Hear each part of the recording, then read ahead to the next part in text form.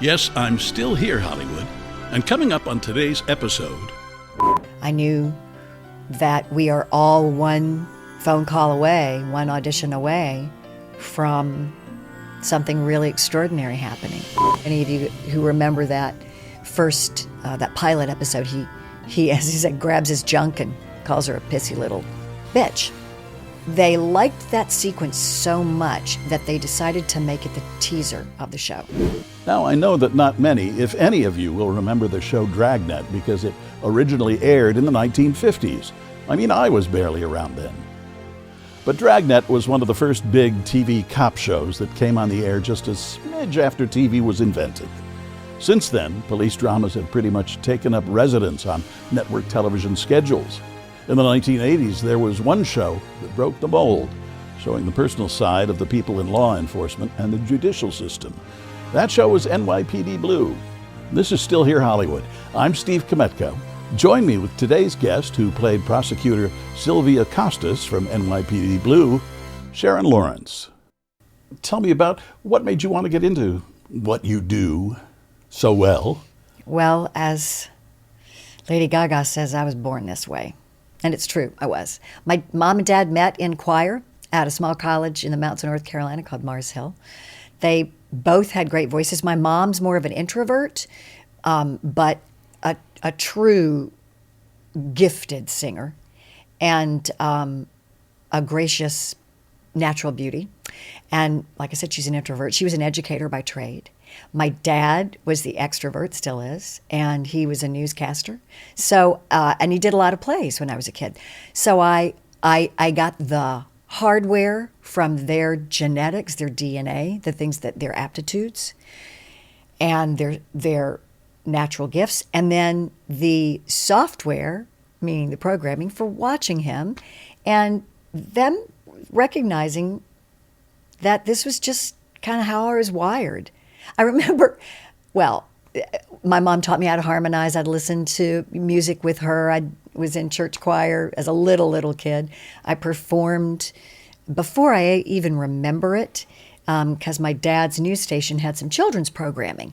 And when Fred Kirby, the cowboy personality, asked if anybody wanted to sing Rudolph the Red-Nosed Reindeer, I was the first one up and out there because it just came so naturally to me. But I also remember being out in a softball field at Collingswood Elementary School, miserable, trying to think, how can I get out of trying to catch a softball? It was just not what I was good at. You and me both. Right. So you know what you're wired for, and I'm really lucky I found it early.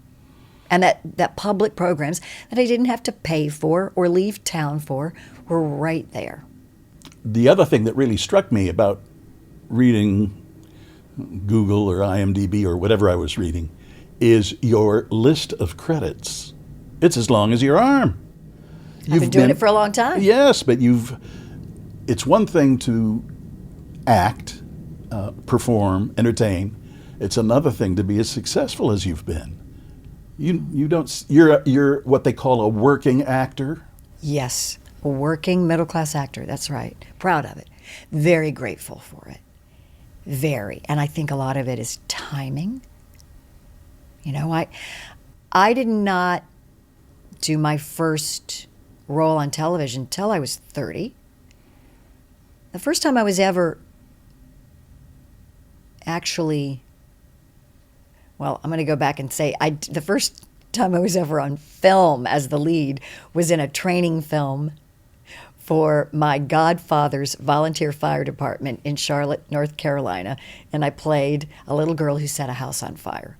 And I do remember it. I remember I was 5, I guess, and they asked me to do it because they knew I was an extrovert and would be able to do what they asked me. And I remember really being so into it that for part of this film, they burned down an abandoned home so that they could film the volunteer fire department doing their work. But they made it dramatic. And the little girl, me, sets a curtain, a drape on fire with a big box of matches. And there's a photo of me with that match and that box. And I am as evil as you could possibly imagine. And I was a really average kid, there was nothing sinister about me, but I just knew how to embody that. And they put me on a stretcher to do the shot where they drove me off in the ambulance to show that she was really at risk, that she had actually come quite close to her demise. And this was without sound, right? They didn't have sound on this, but I insisted that they run the siren because it needed to be real for me. And I think, once again, that's just something that's in me. It wasn't being a diva, it was about taking it seriously. So I started on stage. That's what felt like home to me, still does in many ways. And I did a student film, maybe my final year in New York, while I was doing, I guess, Fiddler on the Roof with Topol, and I did a leading role in a student film. And the difference between that and stage was so interesting to me, and I still find the differences interesting.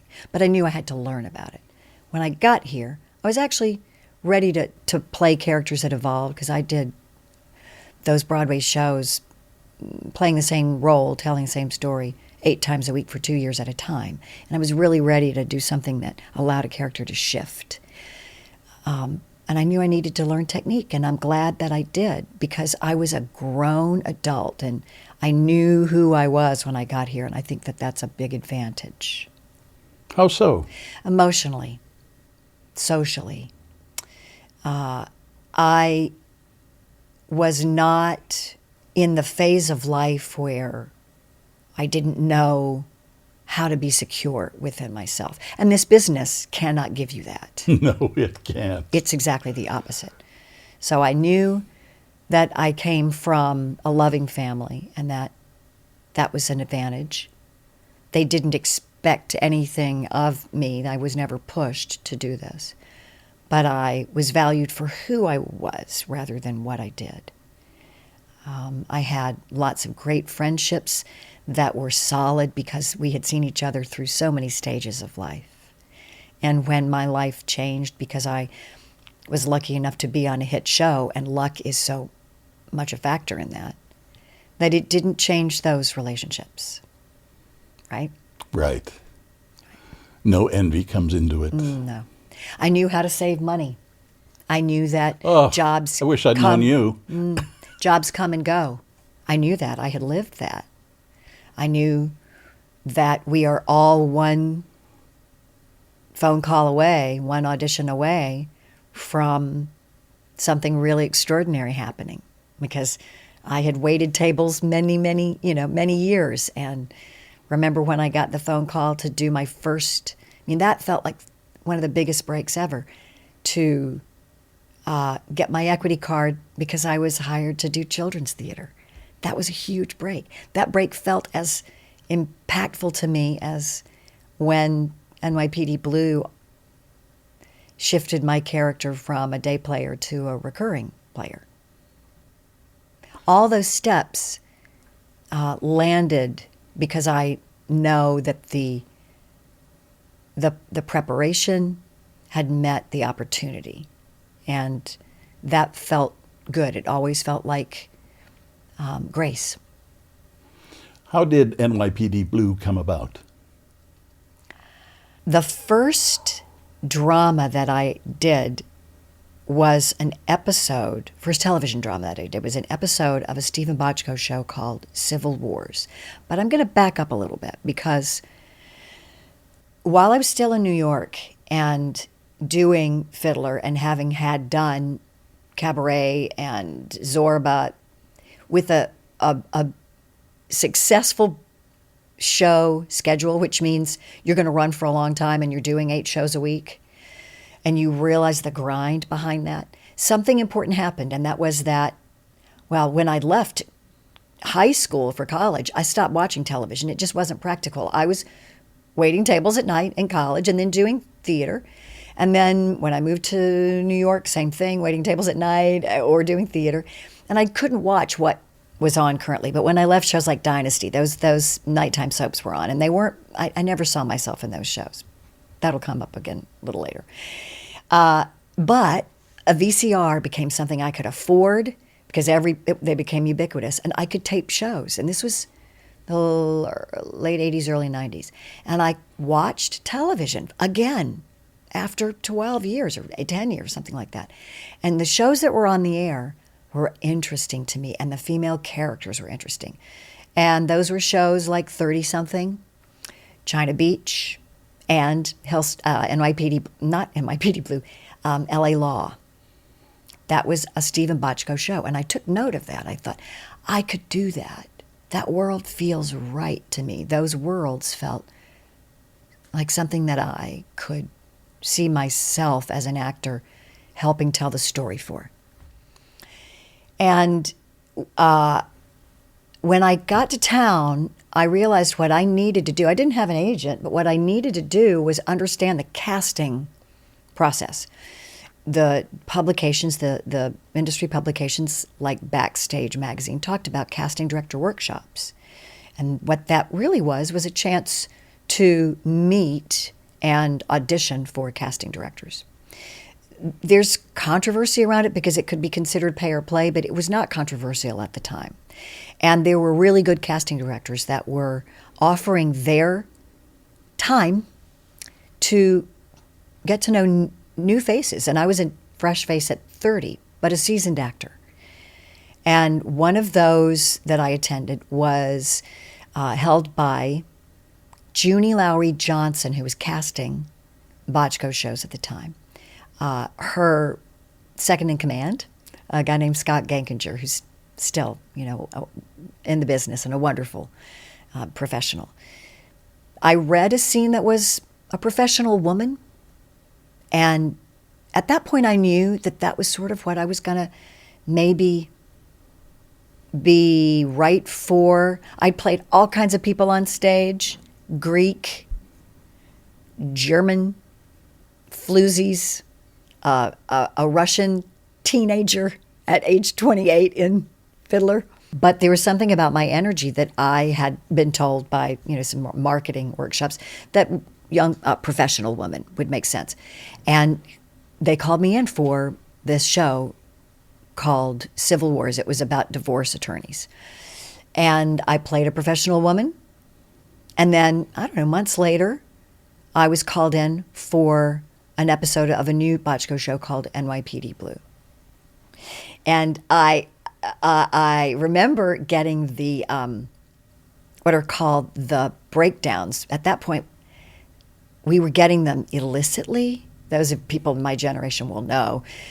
Someone in a casting office would send them to one of their friends, and we would share them via fax. And I remember, and you're going to laugh at me when I say this, because I said we weren't going to maybe go there because it just feels so over talked about. But on the top of that page said nudity required, and I thought, well, I'm not going to do that, because I envisioned it like Baywatch, that kind of character. So I thought, that's not me. I'll never do that.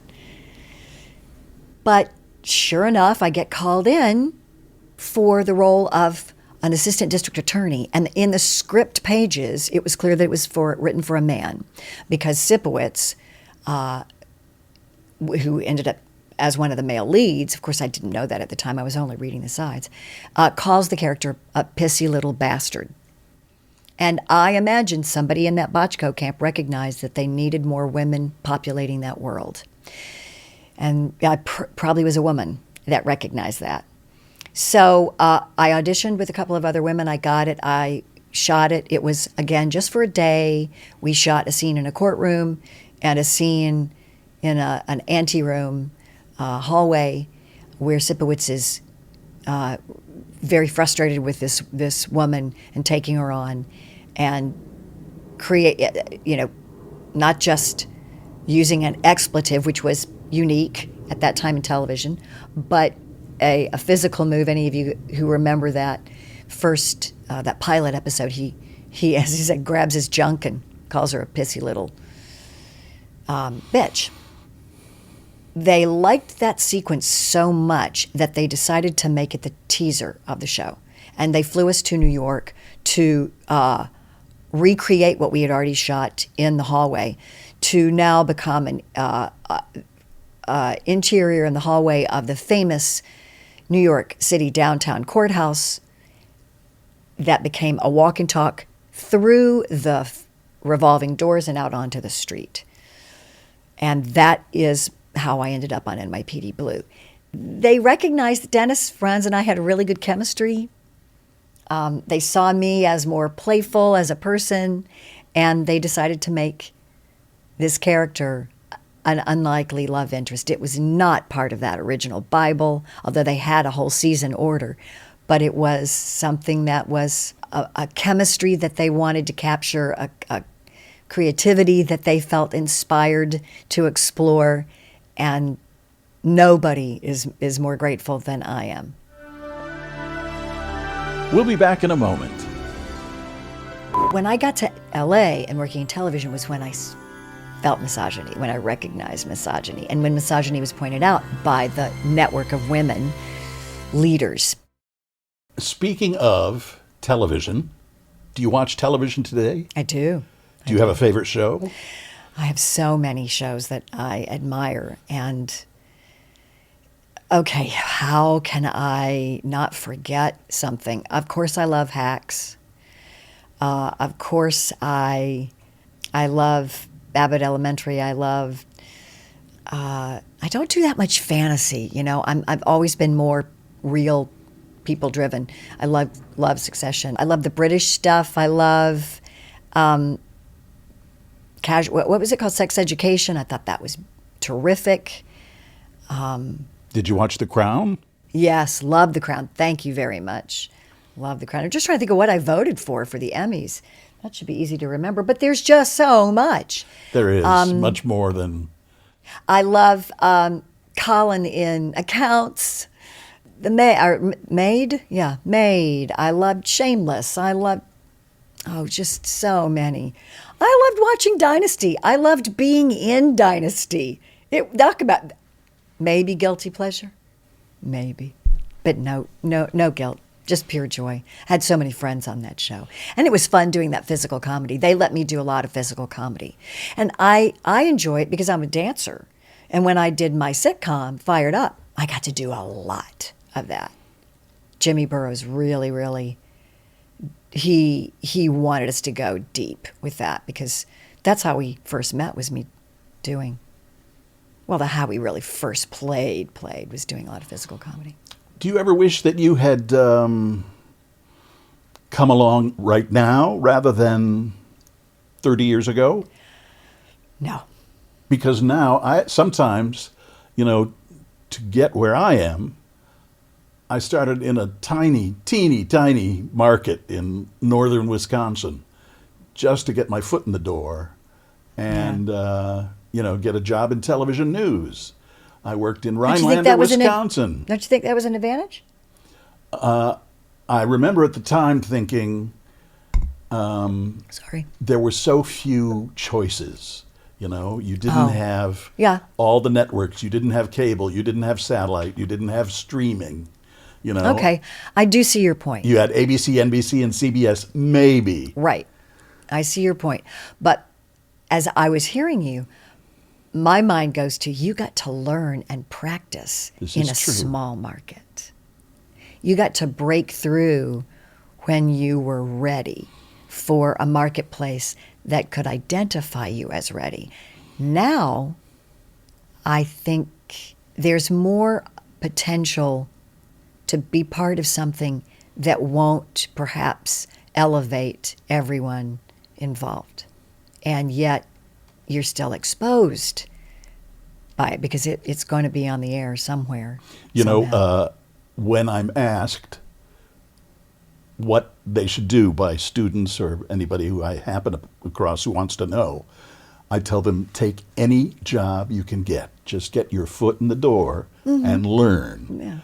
Yeah. And when I was in Rhinelander, Wisconsin, I started out in sports.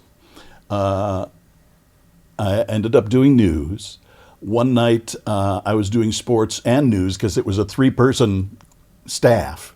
And so, on weekends, we wanted to take, 2 days off at a time, which was almost impossible. But there was a night when I was doing sports and news, and the weather guy got sick. Wow. So I did news, weather, and sports. Wow. And in our spare time, we recorded commercials. So there I was in the commercial break saying, if you didn't buy your last car from Sedlak, perhaps you paid too much, and then they'd come back. In other news, it was so bizarre, but I am, in that regard, glad I had the experience because I can look back now and laugh. Well, I hope it isn't just laughter. I hope that for you, you can look back and realize that you were adaptable, that you were flexible. And I think that's what you must be to survive in this business, to do well. And I hope that people that start, what they do have that I didn't get was the need to learn camera, to learn how to set up lights because they're creating it all themselves. I didn't need to learn that. I can do it now. We all had to learn in the pandemic, and I appreciate that. I actually enjoy it. But I think that the difference now is you will probably be able to say that you have 9 months of knowledge of what your year will be like in a television series, because most of them aren't 22 episodes anymore. Some of them are. But you'll have a lot more need to build one job after the other because they just aren't as, there aren't as many episodes ordered. And you will probably have to leave town because fewer things are filmed in Los Angeles. That's harder. When I mentor young people, I tell them to ask themselves very seriously and be really honest with themselves. Can they be gypsy? And by that I mean, can they pick up and move their life? Do they need a nest that is permanent? Are they able to absorb new surroundings, adapt to them, and build their tribe fresh over and over again? Because that's a big part of being a professional. It's not necessarily a big part of being a good actor or a good director or a good camera or a good crew person, but it is part of being a happy human if you choose that field. And I think many people don't realize how critical it is until they end up in that environment, and then they find it hard to be happy. From what co-star did you learn the most? I learned from Dennis Franz about the true power of transformational acting and the longevity of that and the possibility of it. Because if you know Dennis Franz, he's nothing like Andy Sipowicz. Nothing. He was in the military, but he had none of the foibles. But what he could do is come into the trailer as Dennis and make everyone feel warm and comfortable and happy. He wasn't a method actor. He didn't have to work himself into a lather before he was on set. And in between takes, he could be Dennis. And that's an important lesson, because it's easy to think that the other way of staying in that is imperative. And for some people it is, but I saw from him it wasn't. And that's great, because I've had to play some people that are so far from me, and I trust that I can drop it and pick it up. And more than that, the damage that can be done to the other people that you're working with is, you need to recognize you are part of an ecosystem. It's not all about your process. I learned from Dixie Carter how much, she played my mother a couple of times, and that graciousness and bringing that calm, centered, Southern fragrance and grace is a real asset. And I need to remind myself always to do it. She came to set with this just approachable grace, and it was very potent and an asset. That's the best word I can think of. Betty White, I learned to always have something keeping your mind occupied while you're waiting. For her, it was a book of jumble or crossword puzzles. Now we have our phones, which is a blessing and a curse. I learned from Alfred Molina to constantly go back to the stage. I just saw him last night with Steven Weber. They were at Musso and Frank's. I happened to be there with my husband and some of our out-of-town friends, and they both love the stage. Fred wants to come do the show, by the way. He said, please tell them I'd love to do it. And Fred's going off to do a play, and I do a play every year.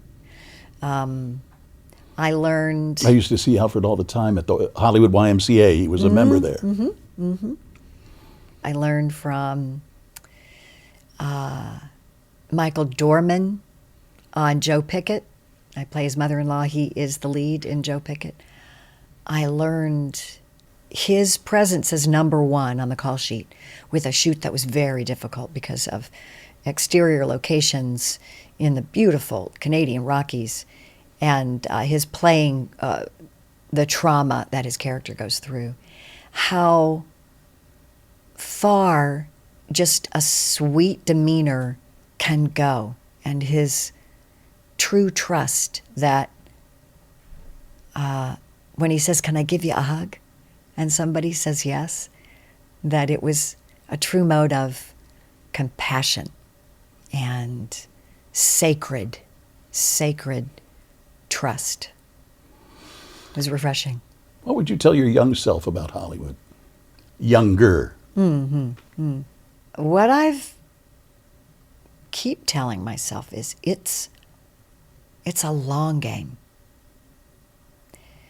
And you are your equipment, and you will change, and you are the only one who's responsible for that. You must stay healthy and strong. And there will be surprises in your life where you won't feel healthy or strong.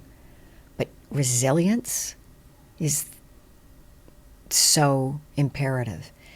And that comes in many, many forms. And learning self-reliance. Right. And that means you have to create your own curriculum for staying strong. You have to create your own curriculum for staying fresh and facile as an actor. You have to recognize what every stage of your professional life requires from you. Sometimes it's as simple as stay hydrated. And that's not, it's important. And sometimes it's as simple as saying,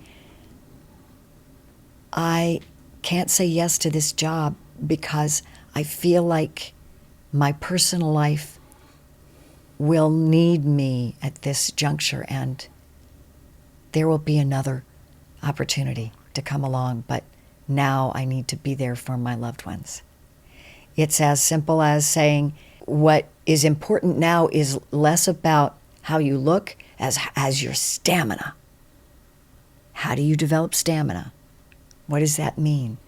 It's that I now take a nap at lunch. I don't, I'll get in line, I'll get the food, and I'll try to get the right food, and that changes too, and you learn that too. But I don't spend lunch talking. I spend lunch closing my eyes and knowing I have to reset. That's what I mean by long game. Yeah, is just knowing how you're changing and being honest about it, and knowing that the people that I admire, I remember doing a movie with Richard Kiley. You may know who Richard Kiley was. Not everybody will, but he played Man of La Mancha on Broadway, and he was in A Year in the Life, a beautiful, beautiful series. Oh, there's another one I'm forgetting. But he was the patriarch. And he was the patriarch in a movie that I did with Jeff Nordling and Kim Hunter, too. She played my grandmother and he played my father. And watching them come on set, and they needed people around them. But once they were there, they were on, because they were doing what they knew they could do. But they were conserving up until that point. and delivering beautifully. And the wisdom and the quality of their voices were irreplaceable. And that's the kind I hope that, I'm 80 and conserving and then delivering something that only Sharon at 80 could possibly produce. I remember Richard Kiley's voice. Mm-hmm. I interviewed him the night he won the Emmy for A Year in the Life, and talking to him was, he had a real presence. Yes. Just as himself. We'll be back for more in a moment. I have had great women in my life from the get-go. And I was a Girl Scout, and my mom was one of our leaders. And I just admire my mom's natural ability with children and with a quiet leadership. When I didn't really work with many women leaders on Broadway. There just weren't. They were all men. But neither did I feel misogyny there. I just didn't feel it because the roles on Broadway often were celebrating women, elevating women, if you think about it, certainly musicals. The directors and the writers and all the people that, like John Kander and Fred Ebb and Hal Prince and,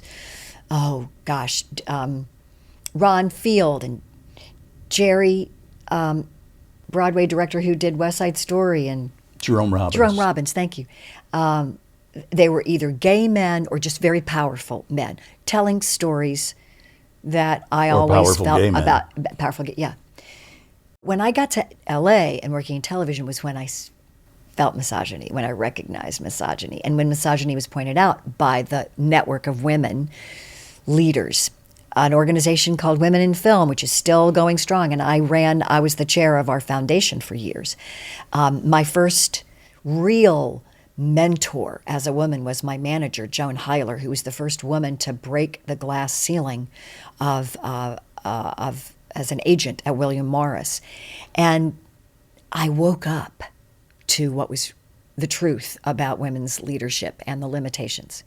And I'm so proud to be part of a generation that has led us to the point where in any television show, there'll be a mandate of at least 50% female directors. That was what we did in the late 70s, all the 50 years of women in film's work to get us to this point. I understand the frustration about parity for pay and fewer stories that are networks or big corporations that are run by women, but we have made progress and we will continue to make progress because this country's not going, women are not going to go backwards in our industry. And we have to continue to work, but I have faith in the young women that are coming up that they will work toward making that possible. And not insignificantly, part of the reason that Women in Film after 50 years was able to do what it was able to do is because not every woman was destined to be a mother or had to be a mother because we had contraception. Contraception is really only now maybe 60 years of our lifetime for women to be able to control their reproductive fate. And that's why women's leadership and the ability to actually decide their own futures is still so important. And I have no doubt that being a mother is still one of the toughest jobs in the world. And maybe because I didn't do it in my own life, I have maybe a romanticized view of it. I've played a lot of mothers, and I do play a lot of mothers. And funny enough, one of the reasons that I think I've had a longer career, not longer, but had the ability to continue to evolve is I never, ever balked at the idea of playing a mother. And there are points of a woman's career where your career advice may be don't play a mother, because once you do, you become pigeonholed or you are no longer considered sexually viable, or all of those tropes that I didn't buy into. And I've been very satisfied with playing a range of mothers, complicated mothers, loving mothers, and the relationships with the characters opposite me, playing those notes, having those experiences of telling those stories have been so satisfying. And the people whom I still feel bonded with because we've had a parent-child dynamic is, irreplaceable. It's been great. Boy, you put a lot of thought into this. Well, 30 years, 30 years of doing, and more than that, 45 years of being a pro. Yeah. When your show, the big show, NYPD Blue, was canceled, do you remember how it hit you, how it struck you? Well, I was only in the first 6 seasons of it. And I had gone to do the half-hour sitcom. So I was doing both at the time. I was one of, I think, 2 people that have been on 2 different networks at the same time.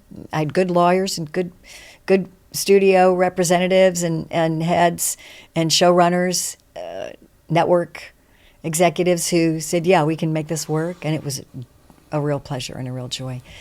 I left at the same time that David Milch left, so it was still in the glory days. And the day that I shot the scene where Sylvia was shot and didn't make it and said her famous line to Sipowicz, take care of the baby, we shot that in the morning, and in the afternoon I had the table read for another sitcom starring opposite Alfred Molina and with Betty White and Stephen Root and Kaylee Cuoco. And I didn't really have a lot of time to mourn leaving that show. I just knew that I was always grateful to be part of something that identified me with such quality. But I also knew that I had so many other colors to play. And it's all interesting how timing and the fates do play into our careers. Mm-hmm. Mm-hmm. My producer has put a question up that he'd like me to ask you. Have you ever told a fib to get a role? Yes, but it wasn't really a role. I'd always wanted to learn how to scuba dive. I'd watched Jacques Cousteau shows, and it just looked so great. And we had a friend, when I was growing up, I was a kid, a really interesting woman who was a scuba diver. So I had that modeled for me. It wasn't just men that did it. Brenda Brown was a scuba diver.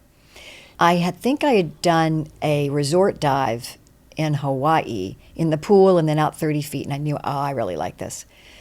And I was approached at a fundraiser for an event that was using dolphin to work with children that had autism, and the study of dolphins and the effect that they had on these kids, which they believe has to do with the capacity for both autistic people and dolphins to hear differently. They think it's an aural, AURAL component. They asked if I would be interested in hosting because it was for ABC, which was where the network NYPD Blue is on. So I was part of that family, and they asked if I had my license. I was certified to scuba dive, and I said yes. I wasn't, but I went out and got certified to scuba dive, and I did it pretty quickly. I had a private instructor, and I was learning at the YMCA here and at pools, and did my checkout dive. Anybody who's a diver will know what that means. That's your big skill test in February off the coast of Malibu. And we had rented a wetsuit for me. You have to have a thick wetsuit for that cold water. And we wore helmets, the instructor and I. And the helmet, it's not a helmet, it's a hood. And that hood was too big for me. And we got in to do the dive, and I knew it was cold, but I trusted as a dancer. I'd learned my skills. I really knew my body. And I got slower and kind of dumber, and my fingers wouldn't work. And we had to do skills underwater and check our gauges. We didn't have computerized gauges. And we were supposed to use equipment and add up numbers underwater. And my instructor kind of took me by the shoulders and looked me in the eye and went, and he unhooked my weight belt, I think. And no, he took my tank off. And he got me up slowly and we went to the buoy that was our marker, and he left the tank there and swam me through the kelp beds and got me onto shore and took our windbreakers and lay it down over me. And then, and this is a guy, 25 years my senior, just a solid, salt of the earth guy, and lay himself on top of me because he was telling me, he said, "You have hypothermia," which is a lovely way to die. It is, because you just get numb and you're not thinking. Your brain starts to shut down because the blood isn't flowing properly, and you're being deprived actually of the proper oxygenation of your blood. And that was a fascinating thing to experience because it was so peaceful, and he saved me.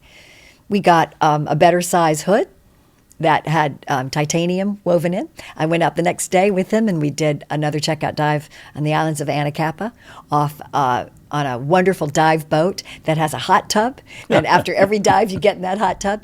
And it's still, doing that special just changed the way I thought about in the environment, which is why I'm on the board of Heal the Bay in Los Angeles now. I'm a staunch environmentalist for ocean conservation because that experience let me see the degradation of the ocean health. So that lie has led to me raising money and awareness for oceans in a way that I feel was completely justified. There you go.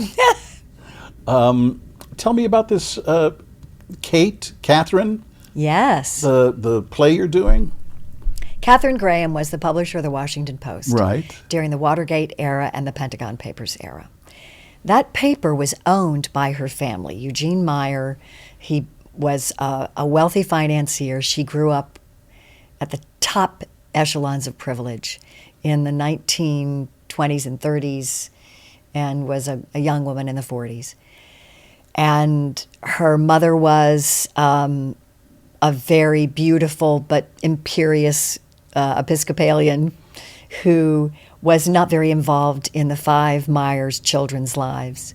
Catherine was an introvert, very bright, and she married a brilliant man named Philip Graham, who was from a lower echelon on the social ladder in Florida, but worked his way up through law school and became a clerk at the Supreme Court. And they were head over heels in love.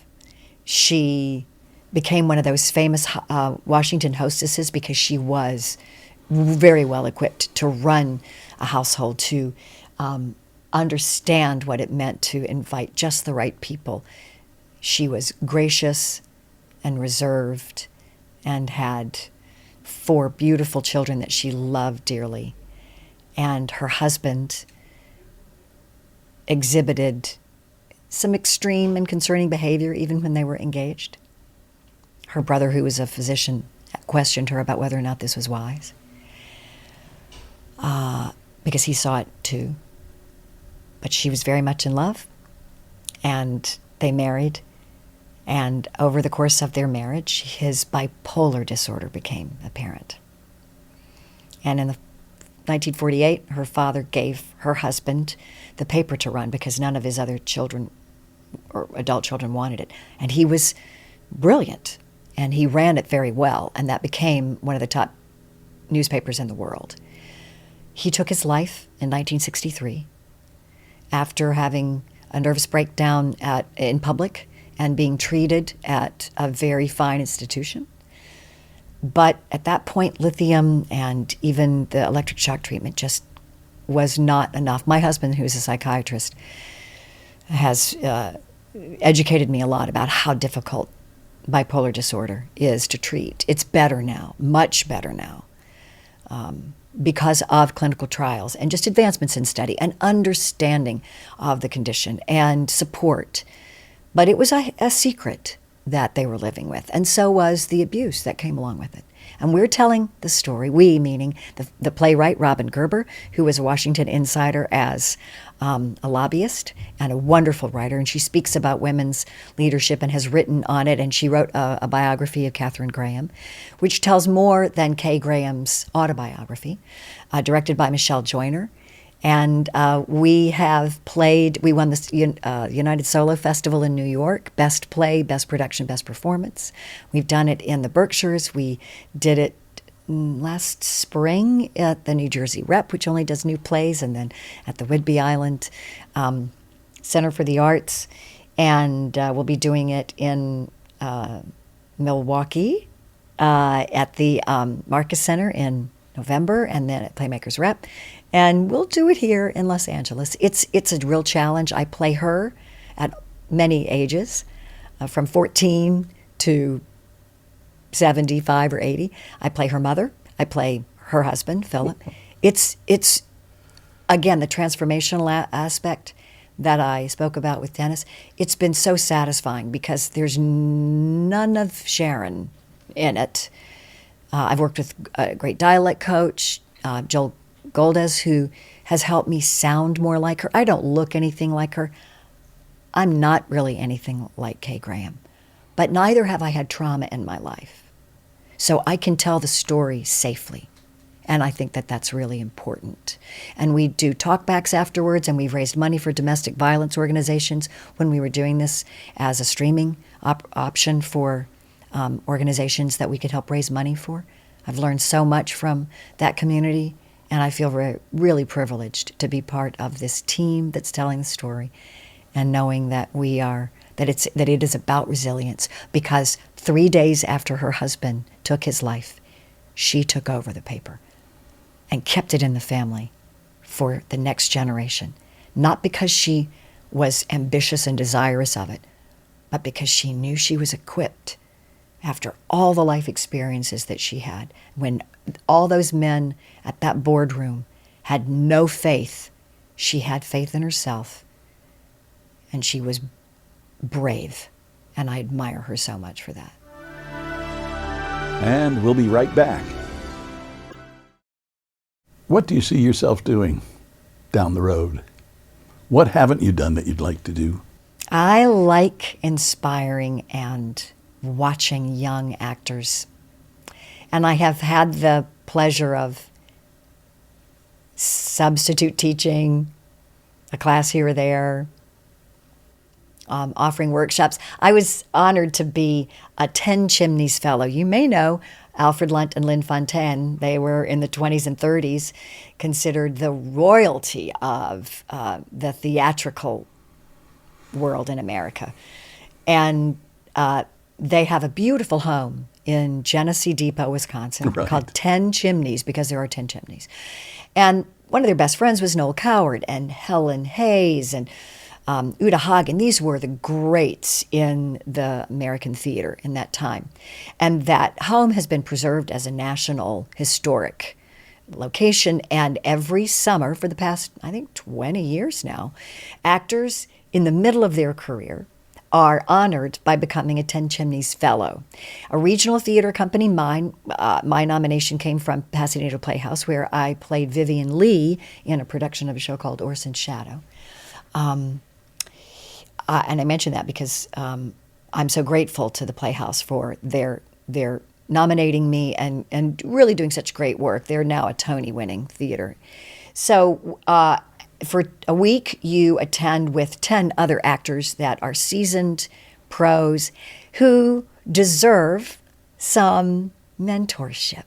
Because seldom do you get mentorship when you hit a certain stage of your career or your life. And that year, well, I'll tell you, Lynn Redgrave was one of the teachers. Joel Gray, Felicia Rashad, who else? Alfred Molina. I was part of the people that convinced him to do it. Stephen McKinley Harrison's doing it this year again, and the list could go on and would and should.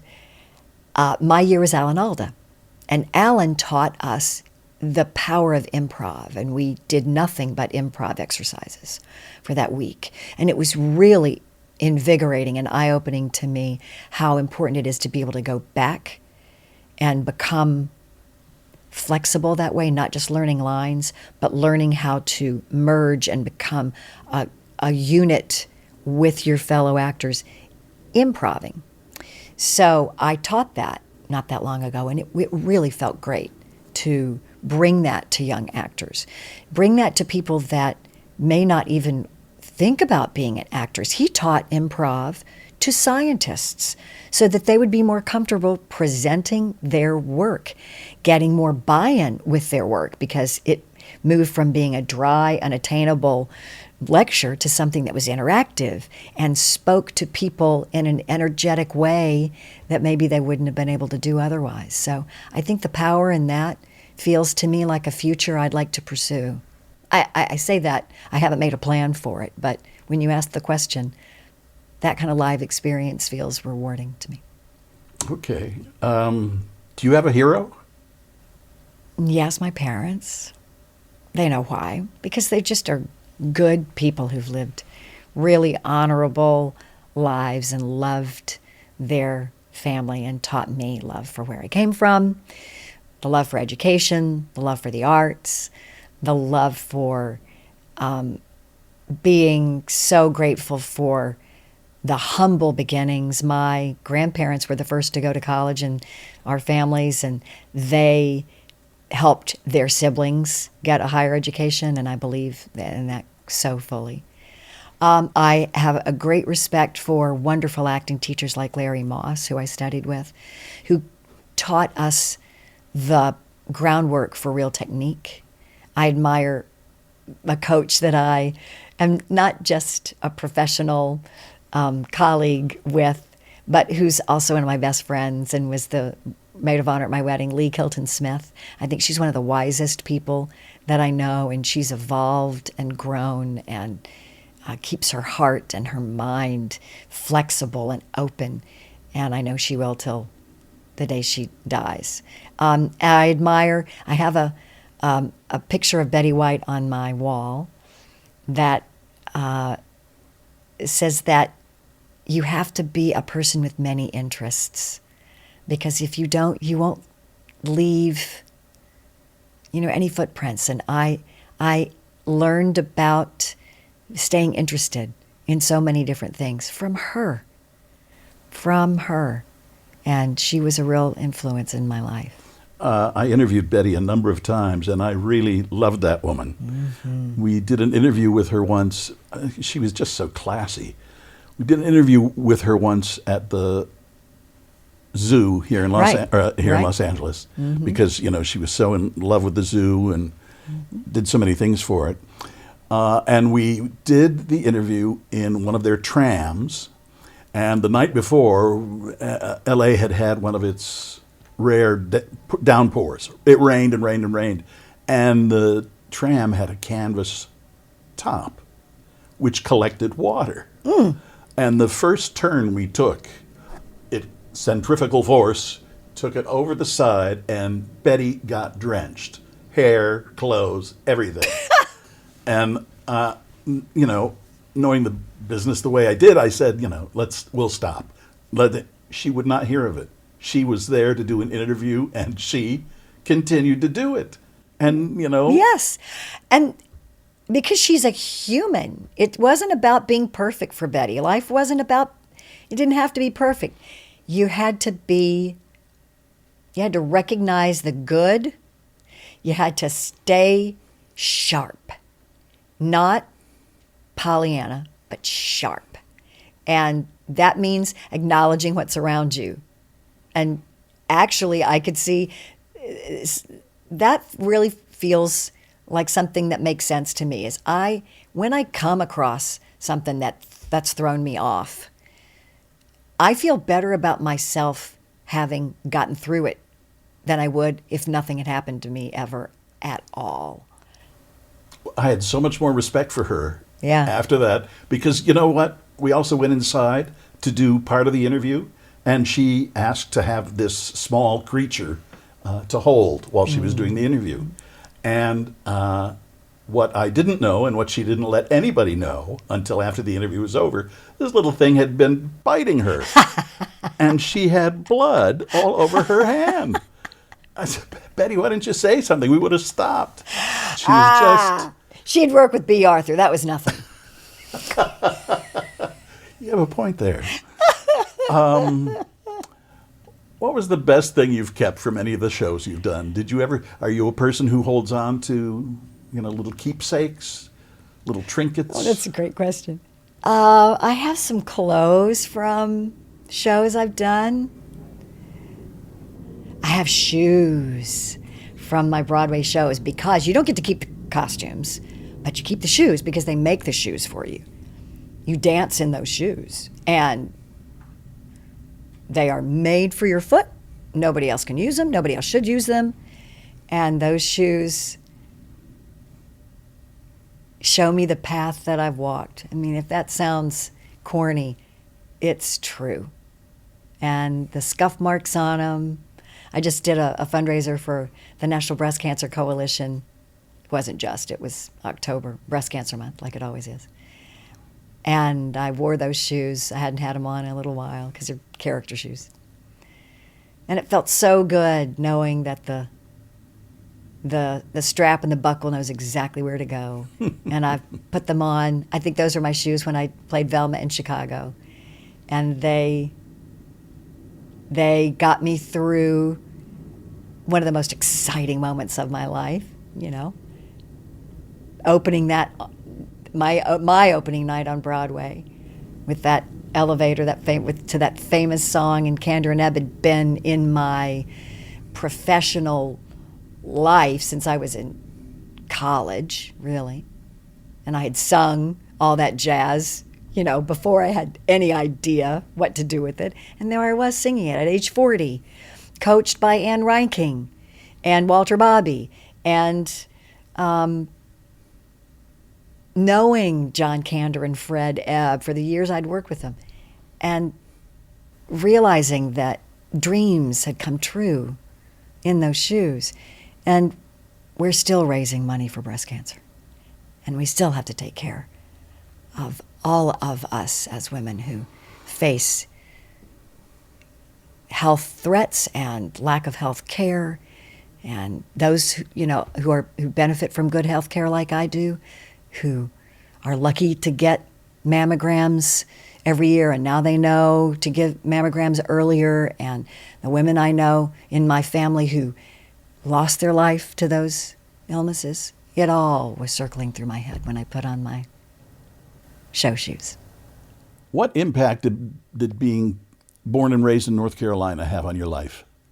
I'm asking because I knew and worked with a guy, Jim Lampley, who went to the University of North Carolina, is quite well known as a sportscaster and newscaster, one of the sharpest, brightest men I've ever met. And I remember when I was younger, not to put him any kind of an age gap in here, but I used to envy him and want to emulate him. And then and he was so devoted to North Carolina.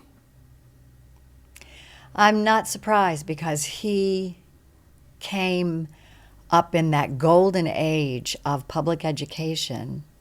I shouldn't speak too confidently about what his lower grade years were like, but I can speak for myself. And I was part of the public school system in North Carolina in the 60s, which the groundwork had been laid in the 50s, and even earlier because my parents were very much benefactors of public schools, or just the commitment to education in general. And I know, and I've spoken about this, is that because the school systems were great and they committed to performing arts, I have the life, certainly the career, and thus the life that I have now. It was a value system that the state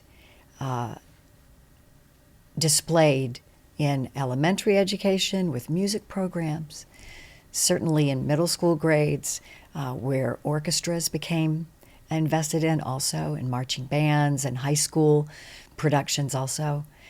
And then at UNC Chapel Hill, the investment in the Playmakers Repertory Company, which is a professional theater. And that's important because New York actors were brought in and paid the union wage. And great designers would be part of the experience that those of us that were undergrads had. And they were innovative, and they had invested in fantastic facilities, our Paul Green Theater.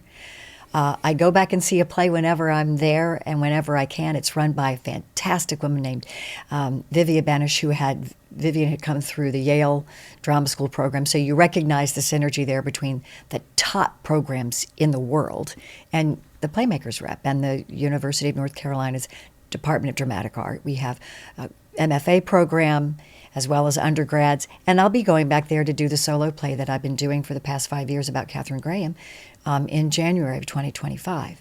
So I say all this because I know that those things are at risk.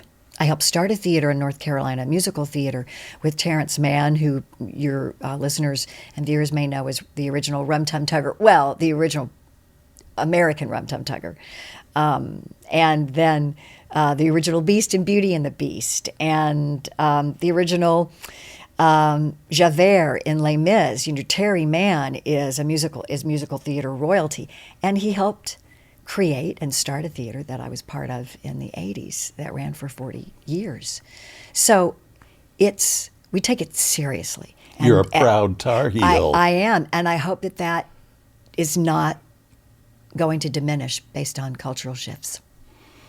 Sharon, thanks very much. I've enjoyed meeting and talking to you. Thanks for agreeing to do this. Thanks for inviting me. You're welcome. It was an honor. If you are having thoughts of suicide, there's help. You can talk to a trained counselor at any time of the day or night at the 988 Suicide and Crisis Line by dialing or texting 988 on your mobile phone. Still Here Hollywood is a production of the Still Here Network. All things technical run by Justin Zangerle. Theme music by Brian Sanashin. And executive producer is Jim Lichtenstein.